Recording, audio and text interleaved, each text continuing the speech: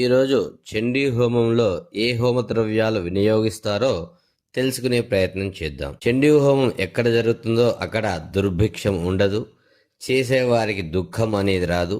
లోక కళ్యాణం, సర్వజనుల హితం కోసం పరబ్రహ్మ స్వరూపి అయిన చండికా పరమేశ్వరులను పూజించాలని సూత సంహిత చెబుతూ ఉన్నది.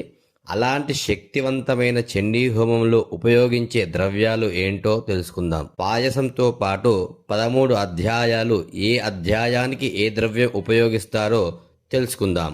బ్లౌజ్ పీసులు, తమలపాకులు, పసుపు కుంకుమ, అష్టద్రవ్యముల పొడి, ఎర్ర గులాబీ పుష్పములు, మారేడు దళములు, అక్షతలు, తామర పువ్వు, మోదుగ పుష్పము, నెయ్యితో పాటు మొదటి అధ్యాయంలో వెలగపండు, రెండవ అధ్యాయంలో కొబ్బరి పొడి లేదా కొబ్బరి ముక్కలు, మూడవ అధ్యాయంలో విప్ప పువ్వు, నాలుగవ అధ్యాయంలో పచ్చి వక్కలు, ఐదవ అధ్యాయంలో జామపండు, ఆరవ అధ్యాయంలో కొబ్బరి కురుడి, ఏడవ అధ్యాయంలో మంచి గుమ్మడికాయ ముక్క, ఎనిమిదవ అధ్యాయంలో చెరుకు ముక్కలు, తొమ్మిదవ అధ్యాయంలో చెరుకు ముక్కలతో పాటు మంచి గుమ్మడికాయ ముక్క, 10వ అధ్యాయంలో మాతులుంగ ఫలము, 11వ అధ్యాయంలో దానిమ్మ పండు, 12వ అధ్యాయంలో మారేడు ఫలము, 13వ అధ్యాయంలో అరటిపండు.